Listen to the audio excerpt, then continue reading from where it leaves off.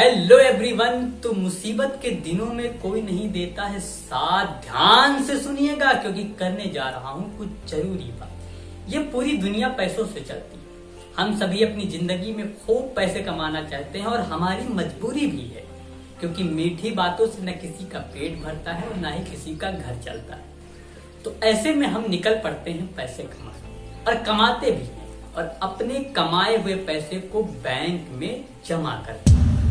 Banking system की वजह से लेन देन कितना आसान हो गया है।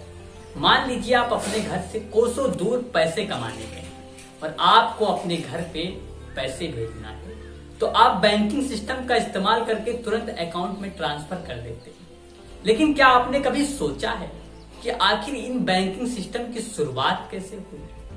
आखिर ये बैंकिंग सिस्टम कितने साल पुराना है, और आखिर इन बैंकों को कौन मैनेज करता है, कौन इन बैंकों को चलाता है और कौन है इनका मालिक?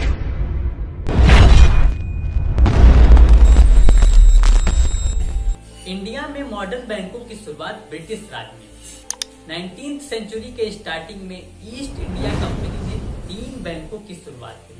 सन 1806 में पहली बैंक की स्थापना की गई, जिसे नाम दिया गया बैंक ऑफ बंगाल। सन 1840 में दूसरी बैंक बनी, जिसे नाम दिया गया बैंक ऑफ बॉम्बे, और सन 1843 में तीसरी बैंक, जिसे बैंक ऑफ मद्रास नाम दिया गया। लेकिन बाद में इन तीनों बैंक को मर्ज करके एक नए बैंक की स्थापना की गई, जिसे नाम दिया गया इंपीरियल बैंक। और समय के साथ साथ इस इंपीरियल बैंक को एक नया नाम मिला, SBI, state bank of India.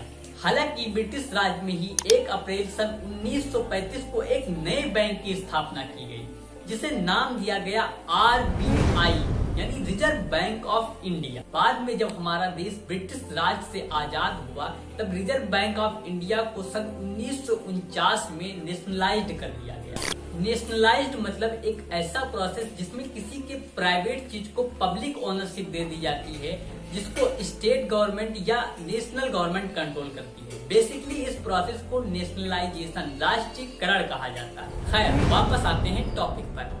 आजादी के बाद जब RBI को प्राइवेट एसेट से पब्लिक एसेट में नेशनलाइज्ड कर दिया गया, तब से लेकर आज तक इसको मिनिस्ट्री ऑफ फाइनेंस और गवर्नमेंट ऑफ इंडिया कंट्रोल करती आ रही है। तो यहाँ पर एक कॉमन सा सवाल आता है कि 19th सेंचुरी में ब्रिटिश ईस्ट इंडिया कंपनी ने जिन 3 बैंकों की शुरुआत की थी, उनका क्या? तो जैसा कि मैंने वीडियो के स्टार्टिंग में ही बताया था कि इन तीनों बैंक को मर्ज करके एक नए बैंक की स्थापना की गई थी, जिसे नाम दिया गया था इंपीरियल बैंक।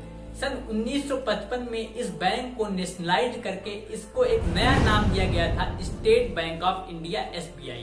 इस टाइम देश भर में SBI की लगभग 15,000 ब्रांचेस फैली हुई। भारत में प्रेजेंट टाइम में 19 नेशनलाइज्ड बैंक हैं, जिनकी ब्रांचेस देश भर में फैली हुई हैं। तो जैसा कि मैंने कहा था कि मुसीबत में कोई नहीं देता है साथ। तब तक के लिए टाटा बाय बाय। अगली वीडियो में होगी मुलाकात।